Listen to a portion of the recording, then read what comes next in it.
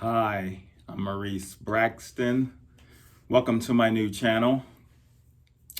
Today I want to build upon a video that I just my previous video where I talked about witnessing my mother's suicide at age 3. I mentioned in that video that after she committed suicide, it was just 11 months later my father was murdered. And that's what I want to discuss is the night my father was murdered, and share this story with you and just try to give you some hope to let you guys know out there that may have lost a parent and grieving the loss of your father, or whether it could have been a grandfather that was like a father to you. I just want to try to uplift your spirits in some kind of way, and we're just all in this category together as far as losing the loved one closest to us. But this story with my dad, it's a tough one because here I lost my mother, but I was very close to my dad. I loved my dad so much. I have so many memories with him. There's one memory I share where I remember seeing a Burger King commercial with the toy. How you get the Happy Meals and with McDonald's, and they have the toys. There was a toy that you can get from Burger King, and I remember my dad was like, he said, when I get home from work, we're gonna go take you to the store. Do you know where it's at? And I said, yeah, I know where it's at. And he put me in the car, and off we went, and we drove around, and I kept saying, turn here, turn there. And I just remember never finding that Burger King. And unfortunately, he never took me to the Burger King either. But I didn't know he was a vegetarian, actually. I didn't know. So he wasn't planning on going there to buy hamburgers or anything. But it was still a fun experience. And it's just, that was his little way of spending time with me.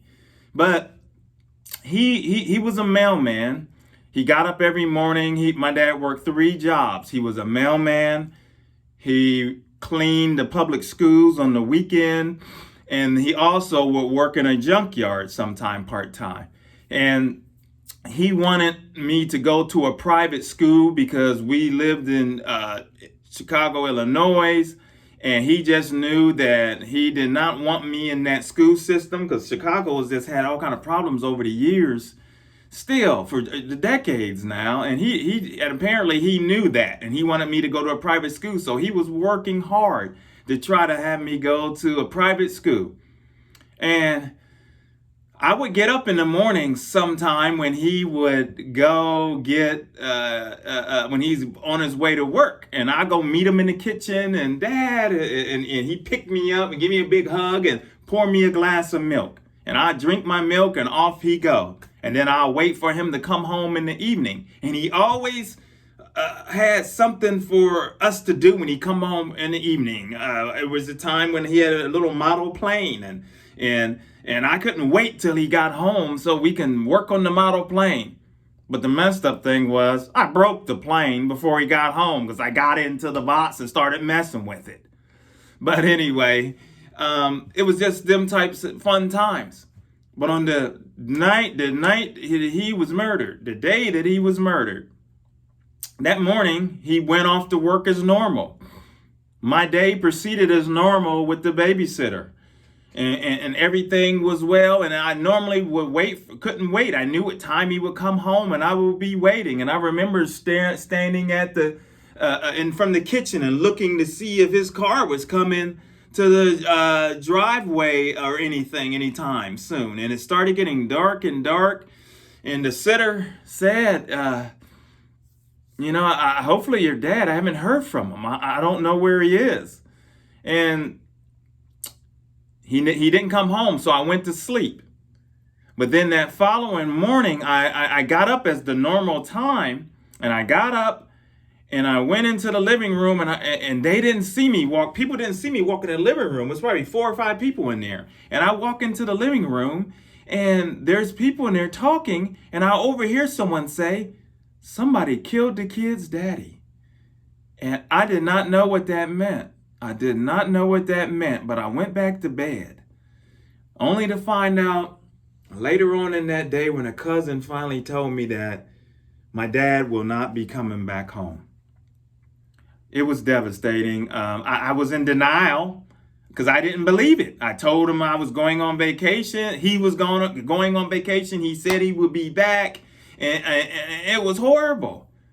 And here I am, no parents. I was too young to know what was going on. Next thing I know, my uncle is coming to pick me up, which was my dad's brother, put us on a plane off to Columbus. I didn't know that there was a situation where me and my brother was about to be put in a foster home. So my auntie, which is my dad's sister, took on the burden of trying to raise us when she had just got out of an abusive marriage and was raising 3 teenagers herself. So she took on a total of 5 in order to keep us from going to a foster home. And right when I get in town, and within a couple of months, one of the cousins began to sexually abuse me and my brother. Horrible. Would that have happened if my dad was alive? Probably not. Because my dad was very protective. He was a protector like most men should be. And it took me on a journey just through life without having my father. And I was angry. And I used to, when I was young, I would grow up and I would say, when I get grown, I'm going to find the man that killed my father and I'm going to get him. That's what I used to say. I was just totally upset. And I didn't know the full story of what happened. But eventually I found out what happened. And here's what happened. My father had begun to start dating again. And he was dating this woman that was divorced. But apparently her husband was still obsessed with her. And he was stalking her. Now, I don't know if my dad was aware that that this man was stalking the woman that he was trying to date. I don't know that. But what I do know is that my dad was helping her move some furniture in that day after work, the day I was waiting for him to come home. So when I was standing in the kitchen doorway waiting to see if he was coming in the driveway, he was probably in the act of being murdered at that time, because it happened right after he got off work. He was helping her move some things, and he was moving a mattress up the steps to this woman's bedroom. And all of a sudden, the police report says that the ex-husband appeared in the entranceway and said, "I'm going to kill you," and started shooting at my dad. He hit my dad a couple of times. My dad ended up running out of the house and was able to get down the street, and he caught up with them, and then he shot and finished my dad off. And they sent him to the hospital. He was barely alive, but he didn't make it. So before I'm going to sleep, my dad is pretty much in critical on his way to death, and I did not know it. Did not know it. Over a situation where this ex-husband could not let his ex-wife go. And my dad lost his life off of that. That's how I lost my dad. And I have to end up being raised without a dad. Fortunately, my aunt got remarried when I was about 10 or so. And he ended up, and unfortunately, he just passed a few years ago, my uncle. But he ended up being a great man. He helped teach me and things a lot, but it was a rough journey not having my parents. It was rough not having a father, not having that guidance. There was a lot of bad decisions I made.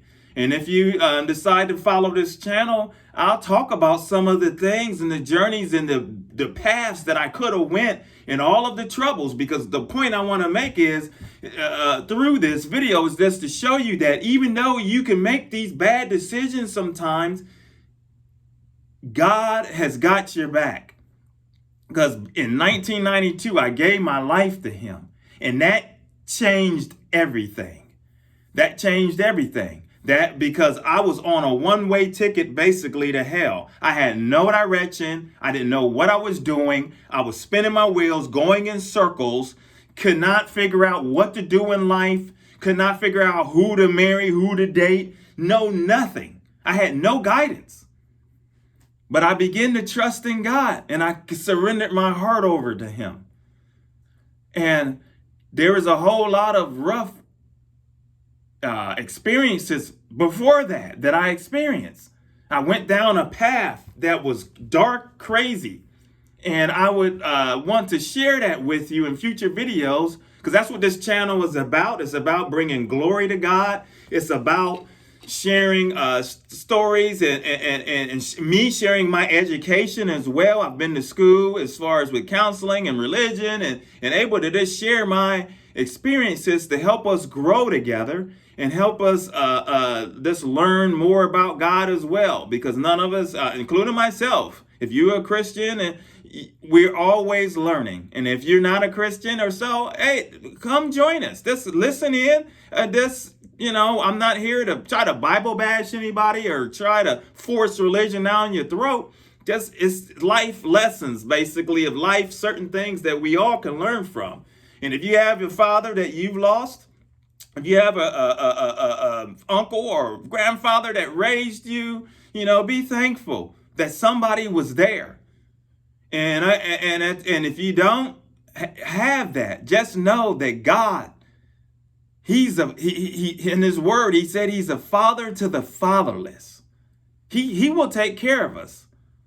And I just ask that you continue to join me on this journey as we uplift God and talk more about life. And I thank you for your time. Until next time, take care.